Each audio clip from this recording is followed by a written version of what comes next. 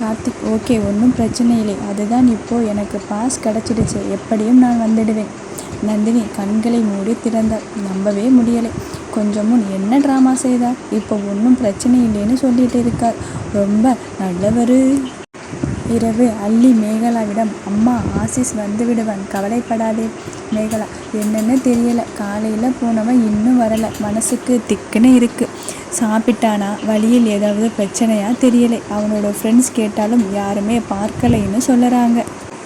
அதுவும் இல்லாமல் அவனுக்கு இந்த ஊரில் நிறைய நண்பர்கள் இல்லை. அவன் படித்தது எல்லாமே வெளியூரில், ஹாஸ்டலில் தங்கித்தான். அல்லி, சரி கொஞ்ச நேரம் கீழே போய் வாசலில் நிற்கலாமா? மேகலா, சரி வா. நந்தினி வெளியே இருந்து வீட்டுக்குள் நுழைந்தாள். மேகலா மனதுக்குள், இவளுக்கு ஒன்றும் ஆக மாட்டேங்குது, இவள் நல்லாதான் இருக்கா. நந்தினி இவர்களை ஏற இறங்க பார்த்து கொண்டு வீட்டுக்குள் நுழைந்தாள். நேராக மரகதம் அறைக்கு போக, மரகதம், ஆசிஸ் இன்னும் வரலையாமே, உன்னோட வந்தானா? நந்தினி, இல்லையே. மரகதம், எங்கே போனான்னு தெரியலை, மதியமும் சாப்பிட வரலையாம், இன்னும் காணும். பயமாக இருக்கு நந்தினி, வயசு பையன் அறிவு கட்டத்தனமாக ஏதாவது தப்பு பண்ணிட்டானா? எத்தனையோ குழந்தைகள் பைக்கில் வேகமாக போய் அடிபட்டு விழுந்துடுறாங்க என்றால் கண்ணீருடன். நந்தினி அம்மாவின் பதற்றம் புரிந்தது. இவள் இப்படி டென்ஷன் எடுத்துக்கிட்டால் அவள் உடம்பு பாதிக்கும். பிரதாப்பிடம் விட்டுவிட சொல்லிடலாமா என்ற யோசனையுடன், வந்து விடுவேன், நானும் ஒரு 8 வெளியே பார்த்துட்டு வரேன், சொல்லிவிட்டு நகர்ந்தாள். நந்தினிக்கு அம்மாவின் பதற்றம் புரிந்தது. ஆனால் மேகலாவின் பதற்றம் கொஞ்சம் மனதை குறுகுறுத்தது. மறுநாள் காலை பிரச்சனை செய்ய முடிவெடுத்து இருந்தவள் அறைக்கு வந்து குறுக்கும் நெடுக்கும் நடந்தாள். ஏதோ யோசித்து ரெக்கார்டர் கேட்டு பார்த்தாள். பிரதாப்பிடம், மாஸ்டர், போலீஸுக்கு போக வேண்டாம், அம்மா ரொம்ப டென்ஷன் ஆகிடுவாங்க, அதனால அவனுடைய தலைமுடி நகம் அந்த மாதிரி சேகரிச்சுட்டு அவனை விட்டுடுங்க.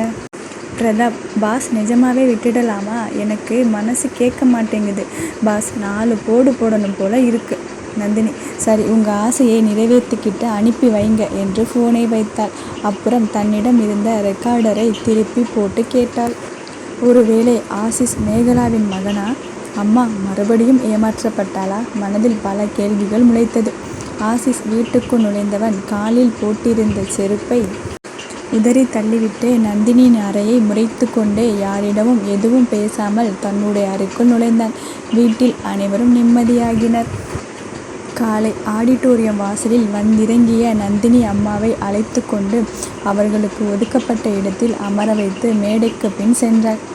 முருகன் அந்த ஆடிட்டோரியம் முழுவதும் யாரையோ தேடி கண்டுபிடித்து அவரிடம் சென்று அமர்ந்தார். அவர் ஆன்லைன் மார்க்கெட் மூலம் பெரிய அளவில் கொடி நாட்டி கொண்டிருக்கும் ஒரு பெரிய முதலாளி பஷீர். முருகன் இந்த பேச்சு போட்டிக்கு வருவதை கூட தன்னுடைய பிஸ்னஸுக்கு சாதகமாக பயன்படுத்தி கொண்டு அவரிடம் பேசி தன்னுடைய பொருட்களை அவருடைய சந்தையை உபயோகப்படுத்தி விற்பனையை அதிகப்படுத்தலாம் என்ற ஆசையில்தான் அவரை சந்தித்து பேச சந்தர்ப்பம் கிட்டாததால் இந்த வாய்ப்பை பயன்படுத்தி கொள்ள பார்த்தான். Murugan, hello sir. Basheer, hello. நீங்கள் இருவரும் அவர்களை பற்றி பரிமாறி கொண்டனர். பஷீர் தன்னுடைய மகன் முகமதுல்லா இந்த பேச்சு போட்டியில் பங்கேற்கிறான் என்ற விவரத்தை சொல்லவும், முருகன் தானும் தன்னுடைய மகள் அல்லி இதில் பங்கேற்கிறாள் என்ற விவரத்தை சொல்லிவிட்டு அமர்ந்தார். தூரத்தில் அமர்ந்திருந்த மேகலாவும் அவளுடைய தம்பியும் அல்லியின் இன்விடேஷன் மூலம் வந்திருந்தனர். மேடையின் பின்னால் நந்தினியை தேடி சென்றான் கார்த்திக். கார்த்திக்கின் வருகை அங்கிருந்த பெண்கள் அனைவருக்கும் தங்களின் உள்ளே கிளர்ச்சியை தூண்டியது. பலர் அவனை பார்த்து கொண்டு நிற்க, பலர் தங்களின் நிலையை மறந்து அவனை நெருங்கினர். நந்தினி நிமிர்ந்து கார்த்திக்கை பார்க்க, அவன் சகஜமாக சாரி சாரி சொல்லிக்கொண்டு பெண்கள் கூட்டத்தை விலக்கி கொண்டு அவளுடன் வந்தான். பலரின் பொறாமை பார்வை நந்தினி மேல் பாய்ந்தது. நந்தினிக்கு தர்ம சங்கடமாக இருக்க, கார்த்திக் அவளை இழுத்து கொண்டு தள்ளி வந்து ஒரு முறை பிராக்டிஸ் பண்ணிக்கலாம் என்று அவளை ஆரம்பிக்க சொன்னான்.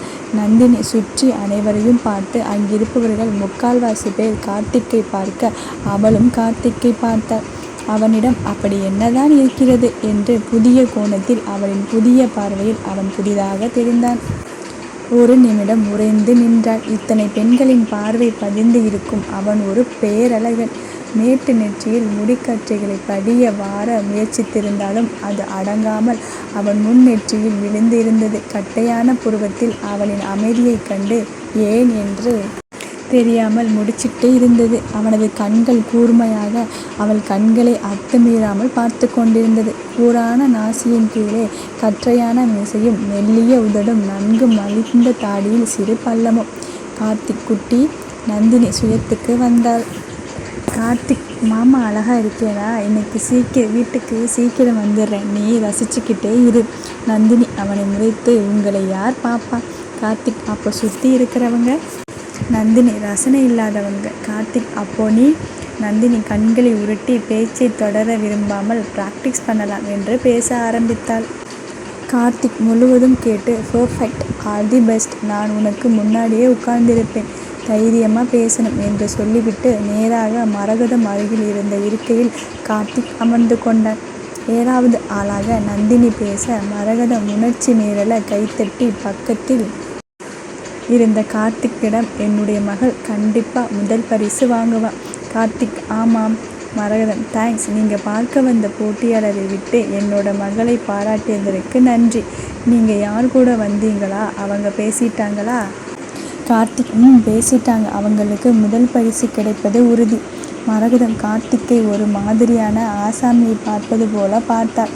நந்தினிக்கு முதல் பரிசுன்னு கிடைக்கும்னு சொல்லிட்டு இவன் யாருக்காக வந்தானோ அவங்களுக்கும் முதல் பரிசு கிடைக்கும்னு சொல்லலானே. தம்பி, முதல் பரிசு 1 தான் என்றான். கார்த்திக் சிரித்தான். மரகதத்திற்கு அவன் சிரிப்பு பளிச்சென்று இருந்தது. அந்த சிரிப்பை இவ்வளவு நாள் பார்க்காமல் ஏங்கியது போல தோன்றியது. அவளை மறந்து கார்த்திக்கை பார்த்து கொண்டிருந்தாள். நந்தினி பேசி முடித்தவள் மரகதம் அருகே உட்கார்ந்தாள். கார்த்திக்கை பார்த்து, அம்மா, இவர்தான் நான் சொன்னேன்ல, எங்கள் ஊர்க்காரர், நமக்கு நிறைய உதவி செய்திருக்கார். மரகதம் அப்புறம் உணர்ந்தாள், இருவரும் நந்தினிக்காக தான் வந்திருக்கிறார்கள் என்று. கொஞ்ச நேரம் முன் கார்த்திக்கை தவறாக நினைத்தது குறித்து வருந்தினாள். மரகதம் உட்காருங்க தம்பி. 16வது ஆளாக அல்லி பேச 21வது ஆளாக முகமதுல்லா பேசினான். அல்லி பேசும் பொழுது முருகன் பஷீரிடம் அவளை தன்னுடைய மகளாக அறிமுகம் செய்தார். பஷீர் முகமதுல்லாவை அருகில் அழைத்து உட்கார வைத்து கொண்டார்.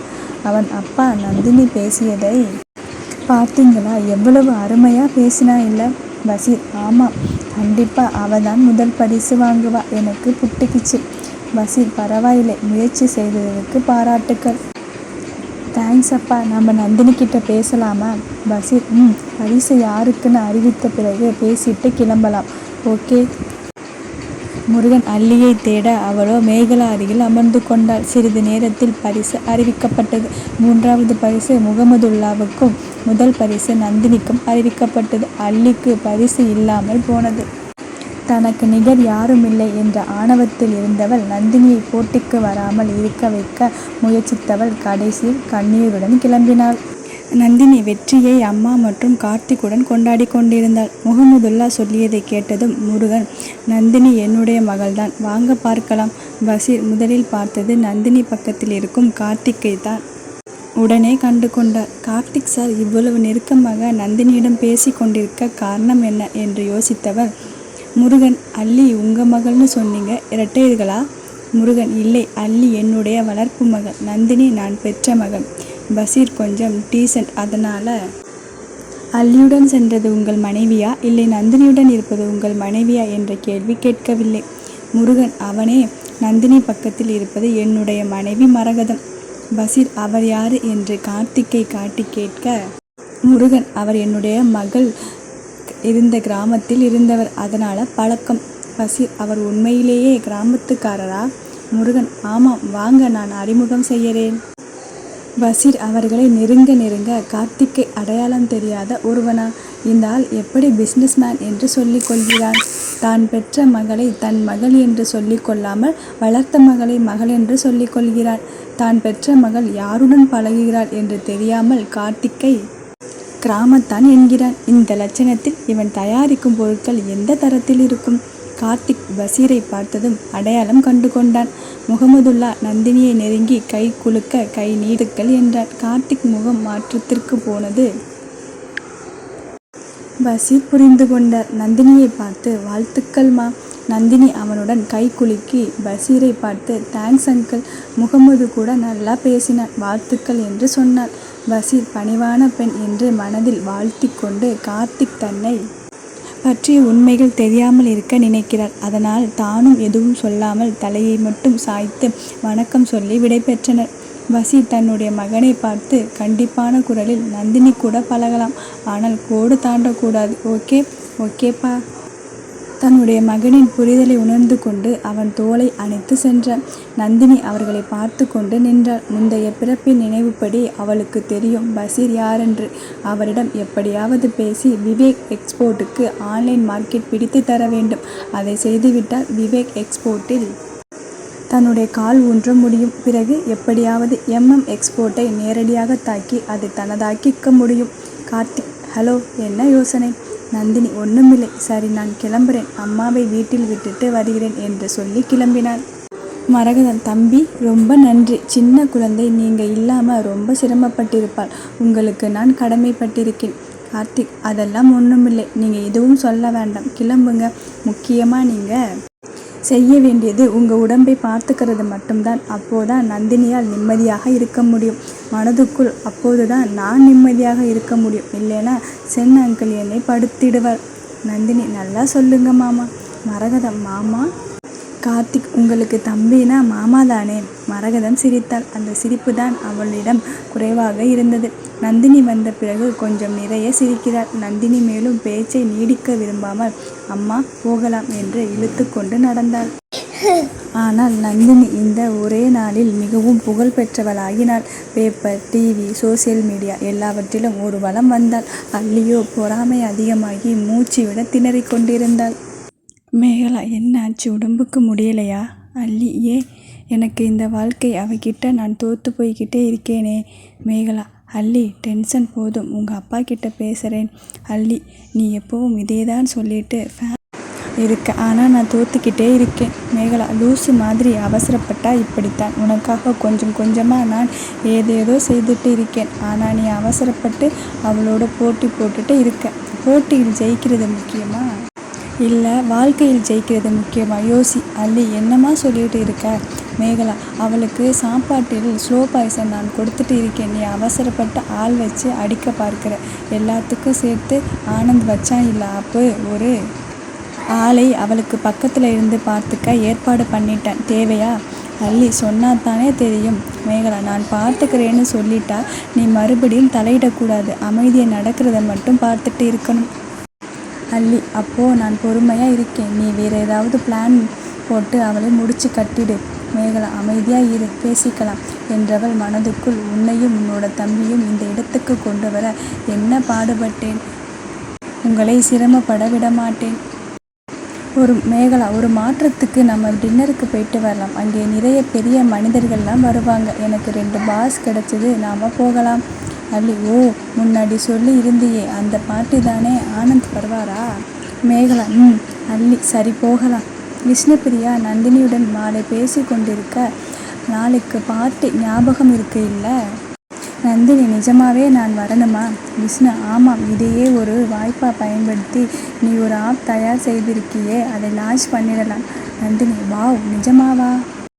விஷ்ணு, நிஜம்தான். அந்த நேரம் ஃபோன் அடிக்க விஷ்ணு எடுத்துக்கொண்டு வெளியே சென்றார். அந்த நேரம் ஒருவன் நந்தினி இருக்கும் அறைக்குள் நுழைந்தான். நந்தினி அவனை பார்த்து வியந்தாள். அவன் நந்தினி என்று கை நீட்ட, நந்தினி திறந்த வாயை மூட மறந்து, சூப்பர் ஸ்டார்? அதெல்லாம் வீட்டுக்கு வெளியே தான். வீட்டுக்குள் நான் யார் தெரியுமா? விஷ்ணு, இங்கே என்ன பண்ணுற? உனக்காக வெளியே காத்திருக்கேன். அவன் விஷ்ணுவை காட்டி, இவளுக்கு நான் அடிமை. விஷ்ணு என்ன சொல்லறான் என்று நந்தினியை பார்த்து கேட்க, இவர்கள் பேச்சில் கொஞ்சம் நந்தினி நடுங்கி போனாள். எவ்வளவு பெரிய ஆள், பார்க்க முடியுமா என்று யோசித்த ஆள் வந்து தன்னுடன் பேசி கொண்டிருக்கிறார். ஆனால் விஷ்ணு அவரை மரியாதை இல்லாமல் பேசுகிறார். நந்தினி, சார். அவன், சாராவது மோராவது, அழகா அங்கிள்னு கூப்பிடு. நந்தினி வியந்தாள். அழகான ஆன்ட்டி. விஷ்ணு, நந்து, பயப்படாதே, இது ஒரு பிராணி. Super star Vishal. நந்தினி, ஹரிஸ் அப்பா. விஷ்ணு, ஆமாம். கார்த்திக் உள்ளே நுழைய, என்ன நடக்குது இங்கே?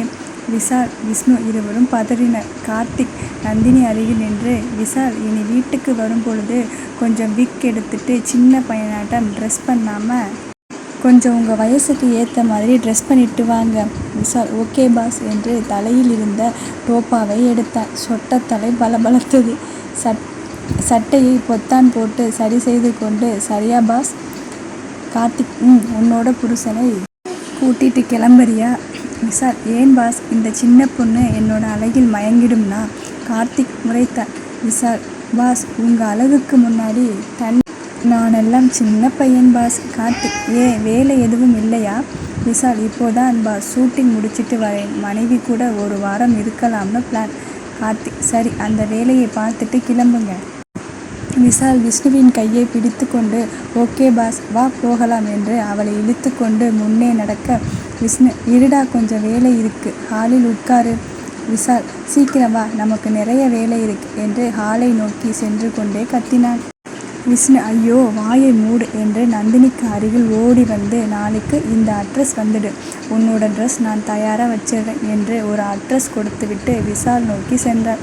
நந்தினி உடைந்து நின்றவள் கையில் அட்ரஸ் பார்த்துவிட்டு கார்த்திக்கிடம், அது கார்த்திக் அவங்க கணவர். நந்தினி விஷ்ணு மேடம் விட வயசில் கம்மியானவர் போல இருக்கு. கார்த்திக் நந்தினி அவர் உங்களை பாஸ்னு கூப்பிடுறார். கார்த்திக் என்னோட ப்ரொடக்ஷனில் வேலை செய்வதாலும், சின்ன வயசிலே நான் சில தொழில் நிறுவனங்களுக்கு முதலாளியாக இருப்பதாலும், அதுவும் இல்லாமல் என்னோட சித்தியை கொஞ்சம் சோப்பு போட்டு வைக்கவும் என்னை அப்படி அழைக்கிறார். அவர்கிட்ட தான் கேட்கணும். நந்தினி கார்த்திக்கை விட்டு தள்ளி நின்று, உங்களை பார்த்ததும் 2 பேரும் கொஞ்சம் பயந்த மாதிரி இருந்தது. கார்த்திக் என்னை பார்த்து பயப்படுவாங்களா என்ன? நந்தினி கார்த்திக் மாமா, நீ சாதாரண ஆள் இல்லை, நீ யாருன்னு கண்டுபிடிக்கிறேன். நந்தினி ஃபோன் அடித்தது. பாட்டி. சாந்தா என்ன பண்ணிட்டு இருக்க செல்லக்குட்டி? நந்தினி பாட்டி, நான் சும்மா தான் வெட்டியாக உட்காந்துட்டு உதவாததை பேசிட்டு இருக்கேன். கார்த்திக்கிடம் டாட்டா காண்பித்து கிளம்பினார். கார்த்திக் பாவி, உன்னோட சாப்பிடலான்னு நினச்சிட்டு இருக்கேன், நீ பாட்டுக்கு கிளம்பிட்ட. ஹே குட்டி. நந்தினி திரும்பி பார்த்து கொண்டு டாட்டா காண்பித்து கொண்டு சென்று விட்டாள். கார்த்திக் ஒரு கையால் இன்னொரு கையை குத்தி கொண்டு ஓடி செல்லும் சிறு பெண்ணை பார்த்து கொண்டே நின்றான். என்னை என்ன நினச்சிட்டு இருக்க? உன்னோட இஷ்டத்துக்கு என்னை ஆட்டி படைக்கிற. நீ வந்த, பிரியா கிட்ட பேசின, அப்புறம் ஃபோன் பேசிக்கிட்டே போயிட்டு வரேன்னு கூட வாயால் சொல்லலை. இனிமேல் எனக்கு கோபம், உன்னோட பேச மாட்டேன். நந்தினி வீட்டுக்குள் நுழைந்ததும் மேகலாவும் அல்லியும் ட்ரெஸ் வைத்து காட்டி பேசி கொண்டிருந்தனர். அந்த ட்ரெஸ் விஷ்ணு 2 சீசன் முன்பு டிசைன் செய்தது. கார்யா பிராண்ட் ஷோ ரூமில் பார்த்திருக்கிறார். நந்தினி அவர்களை தாண்டி போக முயற்சிக்க, மேகலா நந்தினி இதை பாரு, நம்ம வீட்டில் இருக்கும் பெண்களுக்கெல்லாம் ட்ரெஸ் எடுத்துட்டு வந்திருக்கேன், இது உனக்கு போட்டு பாரு. நந்தினி கையில் வாங்கி பார்க்க ஏதோ பழைய துணி போல் இருந்தது. வேண்டாம், என்னிடம் நிறைய ட்ரெஸ் இருக்கு என்று திருப்பி கொடுத்து விட்டு நகர்ந்தாள். காந்திமதி பெரியவங்க ஏதாவது கொடுத்தா அவங்க கொடுத்த மரியாதைக்கு வாங்கி வச்சுக்கணும், என்னதான் சாந்தா வளர்ப்போ. நந்தினி திரும்பி வந்து மேகலாவிடம் திருப்பி கொடுத்த உடையை வாங்கி நேராக குப்பை தொட்டியில் போட்டுவிட்டு, சாந்தா வளர்ப்பு குப்பை தொட்டியில் போட்டுட்டு இருக்கிற இடம் சுத்தமாக இருக்கணும்னு, குப்பையை உடம்பில் போட்டுக்க முடியாதுன்னு சாந்தா சொல்லி கொடுத்துருக்கா. காந்திமதி கோவத்தில், மதிக்க தெரியாத மனுஷங்களுக்கு எதுக்கு பாரபட்சம் பார்க்காம வாங்கி கொடுக்குற? நந்தினி மிதிக்க தெரிந்த மனிதர்களிடம் கொஞ்சம் தூர இருக்க சொல்லலையா? நான் யானை மாதிரி எனக்கு முன்னாடி பாகனா இல்லை பைத்தியமானு பார்க்க மாட்டேன், மிதிச்சிட்டு போய்கிட்டே இருப்பேன். காந்திமதி கோபம் இன்னும் அதிகமாக, மிருகங்களுக்கு சோறு போட்டு வளர்த்தால் இப்படித்தான். நந்தினி ஆமாம், மிருகங்களுக்கு சொந்த குழந்தையை வேட்டையாடி தின்ன தெரியாது. காந்திமதி யாரை பார்த்து சொந்த குழந்தையை கெடுக்கிறேன்னு சொல்லற? உங்கள் அப்பன் வீட்டில் தெண்டை சோறு நான் தின்னலை. நந்தினி என்னோட பாட்டன் வீட்டில் நான் தெண்டை சோறு சாப்பிடலாம், எனக்கு உரிமை இருக்கு. காந்திமதி எது உன்னோட தாத்தன் வீடு? நந்தினி நீங்கள் எல்லோரும் இருக்கிறது இந்த வீடு என்னோட தாத்தனது தான். விஜி நந்தினியை இழுத்து கொண்டு, மேடம் கொஞ்சம் பொறுமையாக இருங்க. நந்தினி விடுங்க இவங்களை. காந்திமதி என்ன பண்ணிடுவேன்? உன்னோட அப்பனுக்கும் புருஷனுக்கும் நான் பயப்பட மாட்டேன். ஏதோ சின்ன பொண்ணு வீட்டுக்கு புதுசாக வந்திருக்கேன்னு அமைதியாக இருந்தா. நந்தினி புருஷனா யாரு? காந்திமதி உளறி விட்டதை உணர்ந்து, உங்கள் அப்பங்கிட்ட கேளு, உங்கள் அம்மா கிட்ட கேளு என்று சொல்லிவிட்டு இந்த இடத்தில் இருந்து தப்பித்து அறைக்குள் நுழைந்து கொண்டார். மேகலா அல்லி எதுவும் கண்டு கொள்ளாமல் அமர்ந்திருக்க, நந்தினி அதே கோபத்துடன் தன்னுடைய அம்மா அறைக்குள் நுழைந்தாள். மரகதம் தூங்கி கொண்டிருக்க, விஜி மேடம் இப்போ தூங்குறாங்க, நீங்கள் கோபத்தில் எதுவும் எழுப்பிடாதீங்க. நந்தினி கோபத்தை யாரிடமும் காட்ட முடியாமல் விஜி கையை உதறி தள்ளிவிட்டு தன்னுடைய அறைக்குள் நுழைந்து தாளிட்டு கொண்டாள். விஜி மூலம் தகவல் தெரிந்து கார்த்திக் இரவு உணவை பார்சல் செய்து கொண்டு அவளுடைய அறைக்குள் குதித்தான். நந்தினி கோபமாக லேப்டாப்பில் தட்டி கொண்டிருக்க அவளுக்கு முன் வந்து நின்றான். நந்தினி அந்த கோபத்திற்கு வடிகாலாக கார்த்திக்கிடம் எரிச்சலாக, என்ன கார்த்திக், பசிக்குது, சாப்பிடலாமா? நந்தினி, எப்போ பாரு சோறு சோறு, வேற எதுவும் தெரியாதா? கார்த்திக், சாப்பிட தானே வாழறோம் குட்டி. நந்தினி, வாழ்கிறதுக்கு சாப்பிட்றவங்கள பார்த்துருக்கேன். உங்களுக்கு ஏற்ற மாதிரி எப்பவும் மாற்றி பேசாதீங்க. கார்த்திக், குட்டிக்கு என்ன கோபம்? நந்தினி, அந்த பொம்பளை குப்பை மாதிரி ஒரு ட்ரெஸ் எடுத்து வந்து கொடுத்தா, நான் குப்பையில் போட்டேன், தப்பா? கார்த்திக், நந்தினி குட்டி என்ன செய்தாலும் தப்பில்லை. நந்தினி, அதை நீங்கள் தான் சொல்லிட்டு திரியணும். அவளோட பொண்ணுக்கு 10,000 கொடுத்து ட்ரெஸ் வாங்கி கொடுத்து பீத்திக்கிறா. கார்த்திக் ஒரு நிமிடம் உறைந்தாள். அவ பொண்ணா? யாரு? நந்தினி உளறி விட்டதை உணர்ந்து, ஒன்றுமில்லை, என்னோட வாயை கிளற வந்தீங்களா? கார்த்திக், குட்டி, என்னிடம் ஏதாவது மறைக்கிறாயா? நந்தினி அமைதி காத்தாள். கார்த்திக், சொல்லு, கோபம் வந்ததுன்னா அப்படியே கீழே இருக்கிற எல்லோரையும் போட்டு தள்ளிடுவேன். நந்தினி, அப்புறம் கம்பி எண்ணுவீங்க. கார்த்திக், என்னை ஜெயிலில் போட யாராவது பிறந்து வரணும். நந்தினிக்கு முந்தைய ஜென்ம கணவன் நினைவுக்கு வந்தாள். நந்தினி தன்னுடைய கணவனை ஒத்த குணமுள்ள மனிதனாக கார்த்திக்கை பார்த்தாள். அப்படின்னா? கார்த்திக் மனதுக்குள் உளறிட்டேனா? ரொம்ப பசிச்சா அப்படிதான், எதுவும் பேசாமல் வா சாப்பிடலாம் என்று அவளை கட்டிலில் உட்கார வைத்து அவனுடன் சாப்பிட உட்கார்ந்தான். ஹலோ ஃப்ரெண்ட்ஸ், கதை பிடித்திருந்தால் சப்ஸ்கிரைப் பண்ணி சப்போர்ட் பண்ணுங்கள், லைக் பண்ணுங்கள், கமெண்ட் பண்ணுங்கள். தேங்க்யூ.